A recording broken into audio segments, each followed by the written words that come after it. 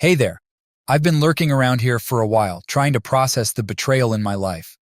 Long story short, my wife Sarah and I have been married for 8 years, together for a few years longer, and we have 2 young kids. This year has been rough, and we've had our share of arguments, but nothing that I thought would ever drive my wife to cheat. Anyway, I noticed Sarah being distant and uncommunicative lately, so I decided to confront her one evening. She told me she wasn't happy and couldn't feel a spark anymore. At first, I blamed myself, thinking I was being a neglectful husband, which, to be honest, was partially true. However, the next day, I caught a strange message on her phone that was overly affectionate. I took a closer look and found out that Sarah had been messaging some guy for a long time, filled with "I love yous" and plans for a future together. I was absolutely devastated. Following the advice from many threads, I didn't confront her immediately. Instead, I read as much as I could, contacted a couple of lawyers for advice, one of whom is now on retainer, and got my head straight and calm. I confronted Sarah a couple of days ago, calmly asking if she was having an affair. After a few minutes, she admitted everything. Turns out it's been going on for 6 months, and she claims it's the deepest emotional connection ever. Total crap, but whatever. To end it all, I laid out my list of boundaries, cut off contact, marriage counseling, etc. The final straw was when she got extremely aggravated about cutting off contact, especially when I told her to do it in front of me. She even insisted on seeing him one last time, for closure. I stood my ground and told her if he was so important, she should pack a bag and go live with him. She backed off, but not before calling me a controlling asshole. Anyway, she sent a text this morning and showed it to me, but my gut tells me she'll find another way to communicate with him. I think there's no hope, and honestly, I don't want to try anymore. But I want to be able to tell my kids in 20 years that I at least tried. We have marriage counseling tomorrow, but I'm thinking it's time to file for divorce before wasting any more time or heartache. I'm cautious about moving too fast because of my kids, but is this the right way to go about it? Update 1. The past few weeks have been a total nightmare, but they've given me time for a lot of soul-searching and reflection. As an update from my previous post, Sarah and I did attend some counseling after the initial confrontation. I'll admit, this particular counselor has been very good about listening to both of us without assigning blame, helping us navigate our new reality. She also helped uncover some structural issues in our relationship.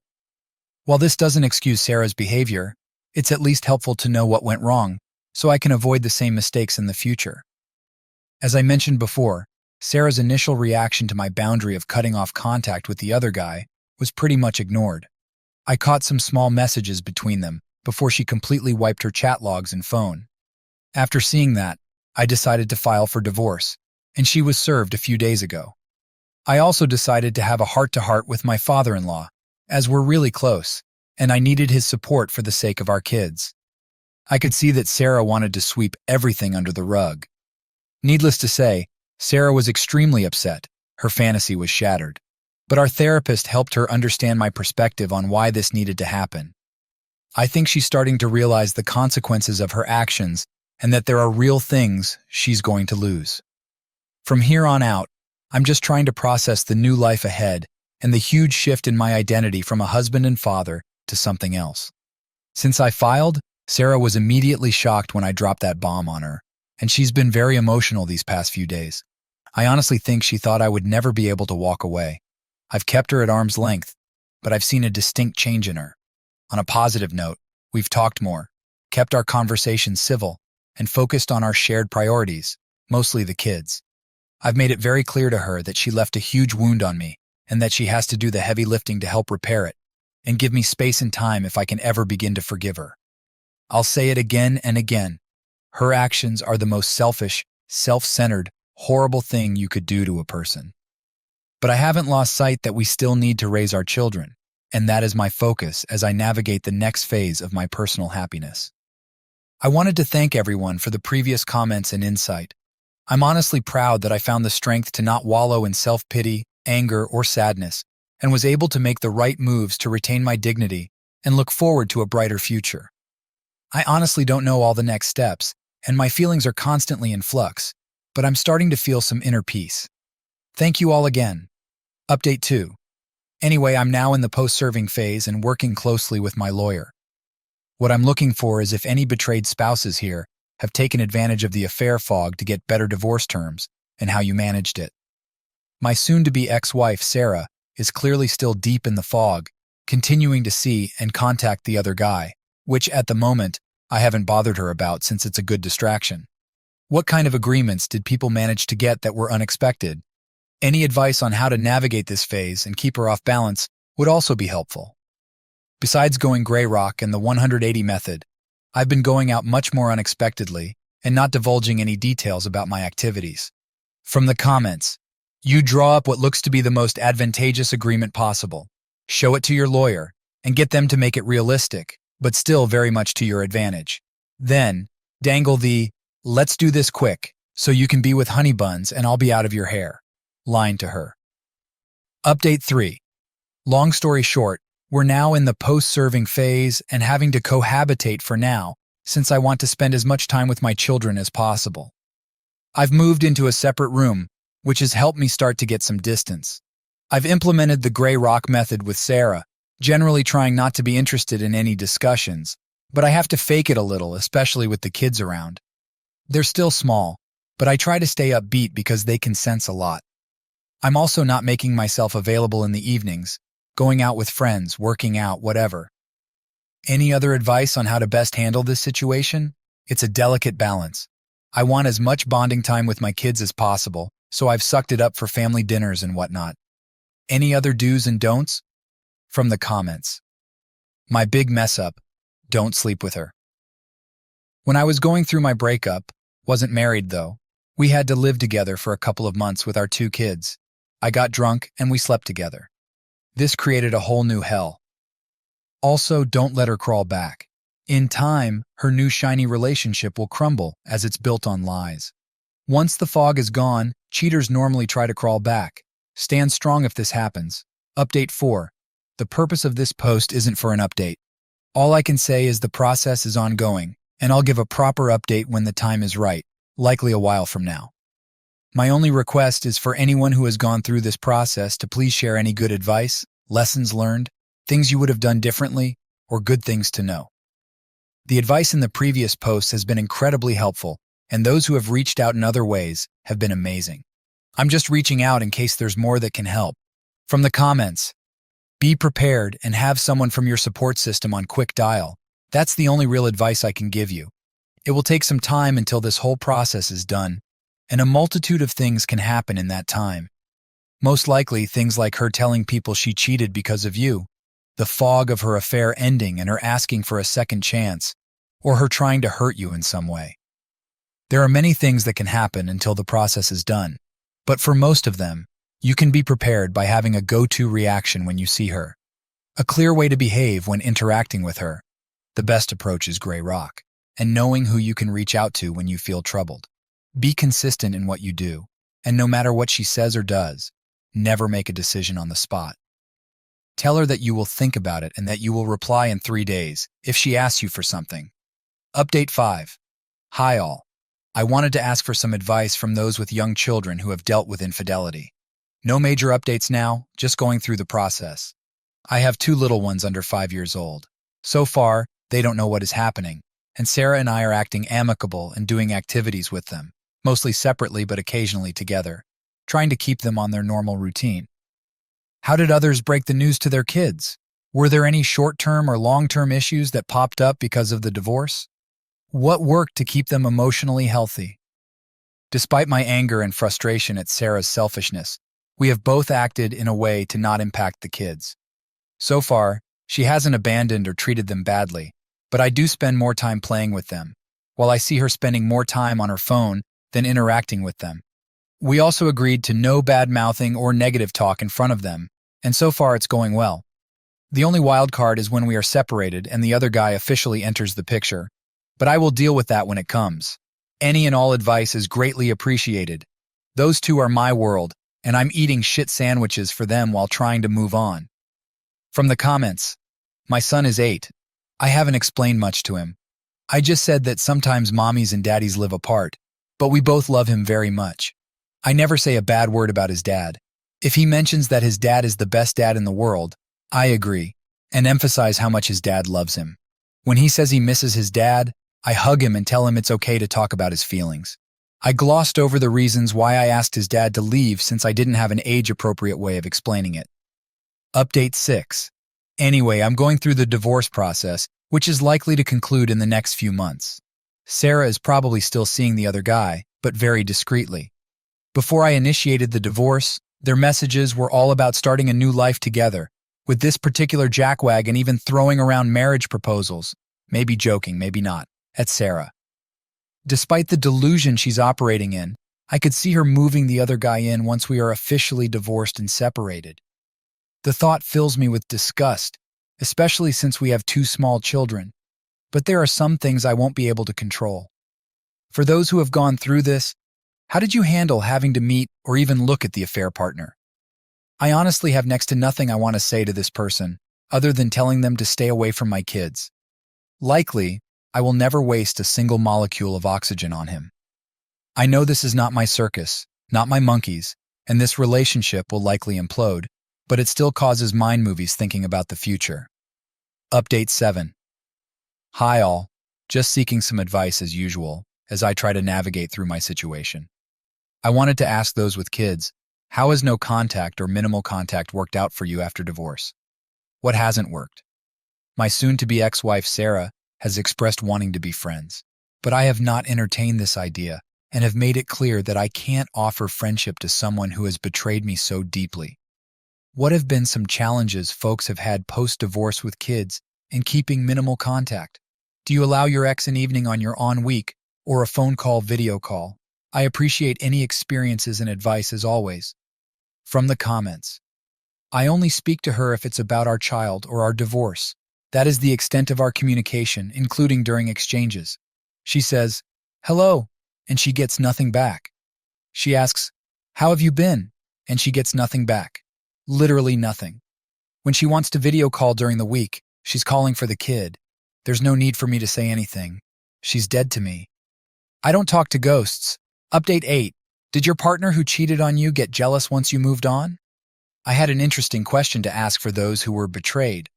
Once you decided to move on and separate from them, or they pushed you out of their lives, did they end up jealous once you started seeing someone else, even though they were with the other person? I'm still in the divorce process and not thinking of dating or anything at the moment, but I have heard many times that they don't want to be with you, but they sure don't want anyone else to be with you either. Has anyone had this happen to them? Even if they say their affair partner is the greatest thing since sliced bread, the greatest emotional connection. From the comments. Even if they end up in a relationship with the affair partner, they will still get angry and jealous. This is because they wanted to be the ones doing the rejecting, and dating is perceived as you rejecting them. Cheaters are selfish to the nth degree. Update 9. She cheated, but I'm made to feel like the a-hole. Just wanted to get some stories on how folks dealt with in-laws, friends, etc., making you out to be the bad guy. I did get the jump after filing and told some of the in-laws, my family, and some friends, but I didn't broadcast it widely as I want to keep some things quiet. That being said, I know my soon-to-be ex-wife likely spun her side of the story, and now I'm getting some cold vibes from a lot of her family and other folks. I know blood is thicker than water, but it sucks when your close family turns their back on you despite being a good dad and husband, while the wife is an immoral turd. Did people start to see the truth later on and change their opinion? Or did you just stop caring and move on? From the comments, her side of the family is going to be ex pretty soon, so I'd stop worrying about it. You won't have to interact with them anymore. Just keep your proof at hand so if you're ever called out, you can show it. Update 10. Almost 40, almost divorced. Where to from here? On that note, as a guy who is nearly 40 but has an excellent career, is in great shape, I work out and mountain bike regularly, and is an educated professional, I wanted to ask you guys around my age who have gone through the same. How did you all move forward? How much time did you take for yourself after the divorce to heal and get back to 100%? I'm not looking to jump back into dating right away, but how is it for a guy with a couple of kids? I've been out of the game for a while, but I'm not going to lie. It does cross my mind to get some female attention to help balance the scales and boost my confidence. What's the best way to meet someone interested in casual relationships? I don't want to say hookup. That's not my intent. but someone to talk to, have fun with, and enjoy good conversation. I appreciate any advice. Quick edit. Interesting to note that almost all of our stories are around the 38-40 age range. What is it about that age that causes our significant others to cheat? From the comments, I was exactly where you are now. Had the divorce in my mid-30s and started dating again at 38. I had a career, stayed fit, was a mountain biker, had small kids, etc. I mainly didn't date because I had primary custody of the kids and just didn't have time to waste on a woman. About 3 years in, the custody situation went 50-50, and I started dating. Slept with quite a few casual partners and had 2 girlfriends, with one becoming a long-term relationship. In hindsight, I wish I hadn't entered another long-term relationship and had just kept things casual while focusing on my individual life. My advice is to maintain your independence. Have women, sure, but don't move in with them, and God forbid, don't ever marry them. Moving in with my ex was the biggest mistake ever. We'd probably still be together, and I'd be a lot richer if I hadn't. Women just have a way of sucking up your time and energy when you move in with them. So maintain your independence. Have a girlfriend, but make sure she has her own place. Don't let her hobosexual her way into your place like I did, under any circumstances. Update 11. Hi everyone. As of today, there is some closure coming my way in my saga that started over the summer. I've been posting and getting advice from everyone here, and I just want to start off by thanking this community for the incredible support and advice, especially to those folks who privately messaged me and offered words of wisdom along the way. This is a crappy process to go through, especially when close family is far away. It sucks to be alone with your thoughts, but there is some wisdom and introspection to gain during this. Anyway, the past few months have been frosty but relatively drama-free, as Sarah and I separated our lives in the house, but still did things for our children. The discovery and mediation process proceeded pretty quickly. We agreed on 50-50 custody for our kids, along with schedules and holidays, and since it's a no-fault state, asset division was by the book with some give and take. I won't go into details too much at this time, maybe in another post in the future, but I will be finding a place soon for a fresh start. The final conclusion is on the horizon, but for the most part, the divorce is complete. As for my advice from this whole fiasco, I learned a bunch of things. Don't bother with a pick-me dance. I tried for a week before wising up to her cheating. Sarah is still in the fog, but it's her decision, and she needs to live with it. Do lawyer up with an experienced family law attorney who is reasonable. I can't say enough about the person who took care of me. Understanding what I wanted versus reality was important in converging to the end. I don't have any crazy, ridiculous fees, as I did a lot of the prep work and avoided hours of back and forth, which allowed us to settle quickly. Lean on friends and family for support as much as possible. Working out exercise is key to keeping your mental health. I hit the weights a month after D-Day and am starting to reap the benefits. That confidence has been helpful to get across the finish line. Get into individual counseling and talk with someone. This has helped me tremendously. I realize this from all the posts I read. The cheater's decisions are all on them. I heard it all from Sarah. I was a roommate. She loved me but wasn't in love. Our marriage went wrong. I worked too much, blah blah. Truth be told, now that I know the timeline, our marriage went wrong after she invited someone into her life who was feeding her lines to stroke her ego and give her extra attention. She had to put up walls and make me the bad guy to justify this in her mind. Sure, she may have been stressed from kids/day-to-day life in a long-term marriage, but not communicating with her husband and confiding in a 2-time divorcee, cheater with no moral compass, is all on her and a recipe for disaster.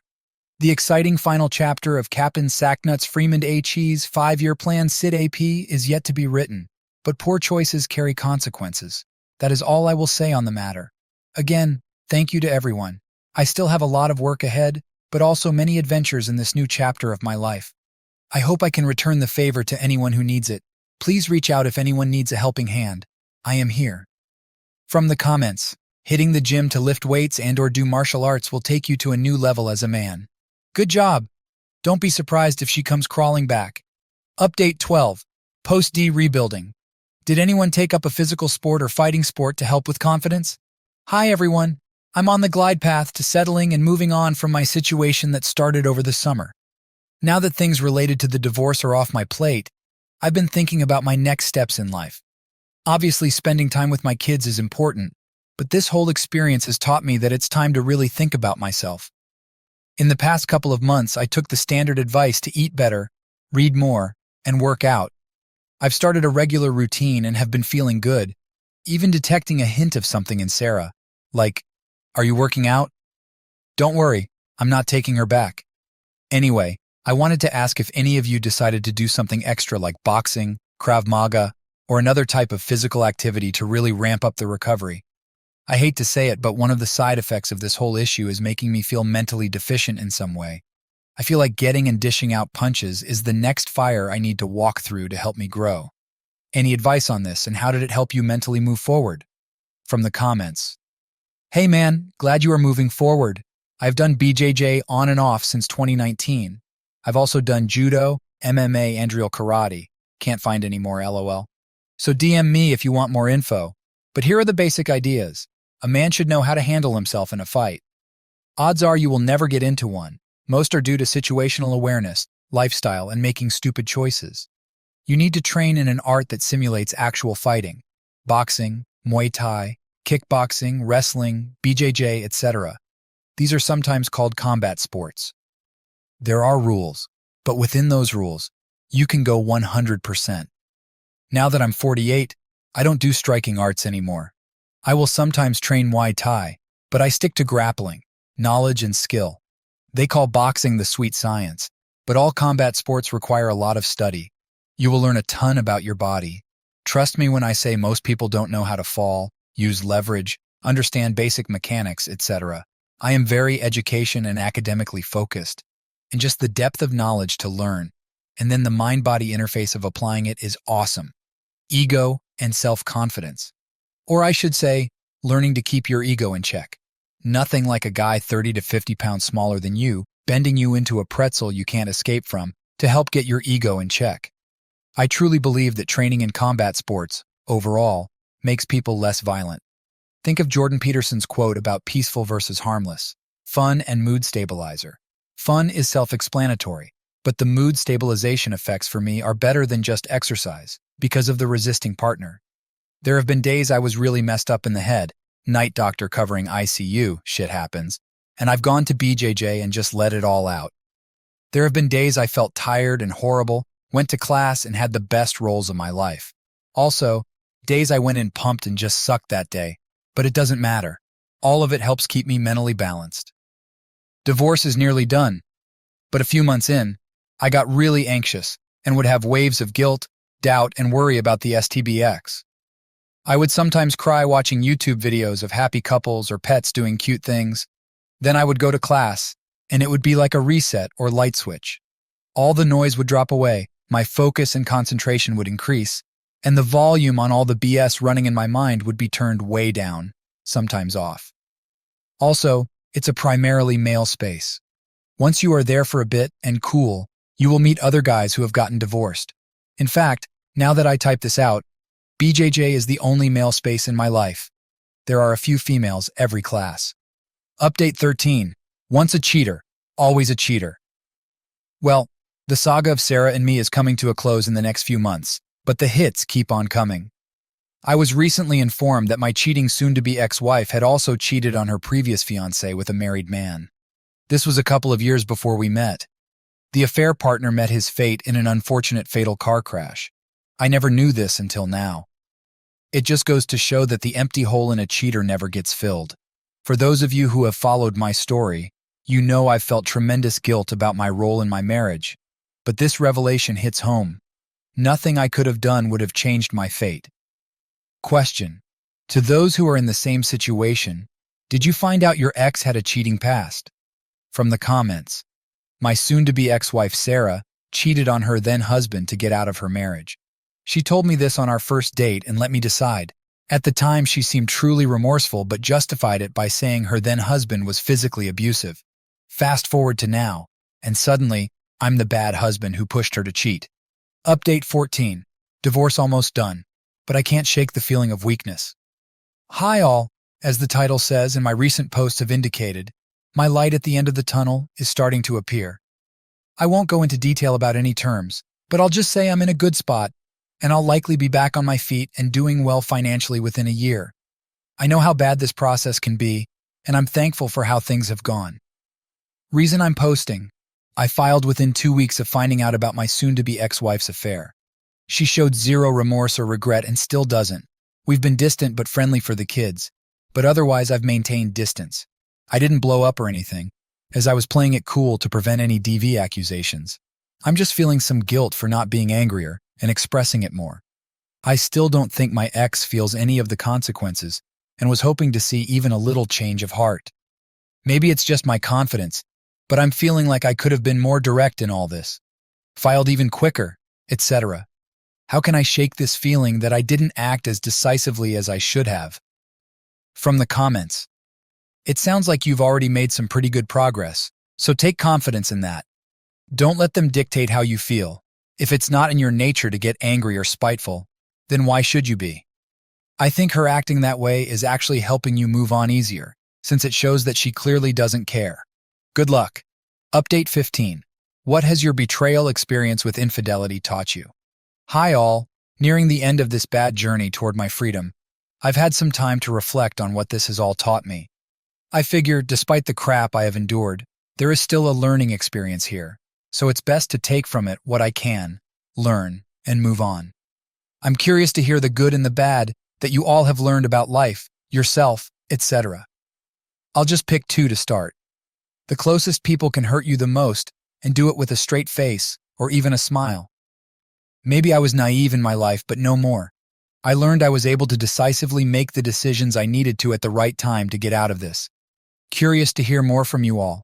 From the comments: do not ignore red flags, e.g. lying. If someone will lie to you about something minor, then they'll definitely lie about something major. If they lie to improve their image, then they crave validation or have something to hide. Look at the 5 closest people to your SO.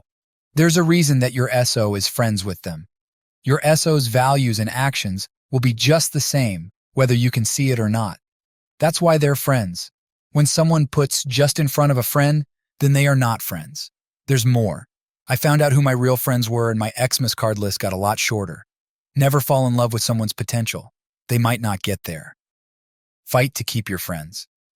I really didn't want to go out, but no one likes to be around a buzzkill 24/7, even if they are in your camp, so a little faking it is in order. If not, then your support network becomes wayward support network. Never date someone with unresolved issues from a previous relationship. If someone has been dumped hard by their ex and are still friends, then they are just a friend. Most people don't understand infidelity and will ask what you did to cause it. They are ignorant, not malicious. Affairs don't happen in silos. Other people know and they haven't told you. Some come out of the woodwork after they see that the breakup is going to last. There might as well be a cheater's handbook. Cheaters have very limited set-play scenarios, and once you know which one they are using, then you can predict the outcome with almost absolute certainty. Update 16. Did you become persona non grata to other married men friends after divorce? Hi all, question for you guys and if anyone else experienced this. Background, of course, is that I'm nearly to the decree in 12 days and moving out soon. I have 2 small kids and was married for 8 years before my soon-to-be ex-wife, Sarah, decided she was unhappy and found an old man balls affair partner to be the man of her dreams. That story will be continued soon. Since D-Day 6 months ago, I haven't kept this too secret, informing both sides of the family and some close friends. For the most part, everyone has been very supportive and has been there for me. However, I've noticed that some married friends and acquaintances seem to give the "oh sorry man," and that's it. I kinda get a sense they look down on me because, in their eyes, I didn't make my marriage work while they're living their Norman Rockwell lives. It's almost like I told them I had leprosy. It has greatly helped filter out my inner circle. But it's interesting since so many of us dudes here have the same friggin' story. It shouldn't be like we have leprosy. Divorce isn't infectious. After looking back at my marriage and seeing others, I'm almost looking forward to the peace and freedom to do what I want on my time.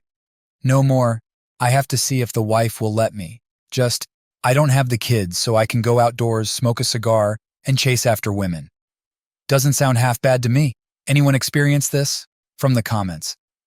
I lost almost all of our couple friends in the divorce. My ex went on a propaganda campaign to anyone who would listen. I even lost a friend I'd known for 10 years, prior to meeting the ex, and I had been the best man at his wedding. Most people will believe anything a woman says and never even bother getting your side of the story. Update 17. As of today, the official decree went out, and I'm no longer married. I also picked up the keys to my new house and will start the process of moving as soon as possible. I chose to take a buyout because I felt it was best to start fresh in a place of my own, to make new memories, and I really got lucky. I found a nicely kept-up house barely a minute away from my current home, with a huge fenced-in backyard, a wood fire pit, a big garage, and a primo location. I also back up to a nature preserve, and as an avid outdoorsman and biker, I have a gateway to my own little paradise. Some will ask why so close? Well, I want to be near my kids so they know their dad is close by when they need me. Thanks to the advice, I kept my mind focused on what was important, started a workout program, and also dove headfirst into a new career opportunity that recently paid huge dividends. I haven't bothered with online dating or seeking out a new partner and will likely enjoy the single life for a while. I have my 2 little kids to focus on and fully plan on concentrating on them and my personal growth for a while. As for my ex and her affair partner, I honestly have started to let go of that disaster. Whatever happens will happen, and it's no longer my concern. As someone eloquently said before, when someone gets with somebody who cheated on their spouse, they are getting someone who cheated on their spouse. I did my best as a husband and father, and it's time for someone else to appreciate it. Thank you all for the messages, advice, well wishes, and so on. My life has depended on this so much these past months, when I didn't have very many close by to turn to. For those who are at the very beginning of this crap deal, please keep putting one foot in front of the other and surviving every day. I'm not an expert in life, but I'm also willing to lend an ear to those who need it. Good luck, y'all.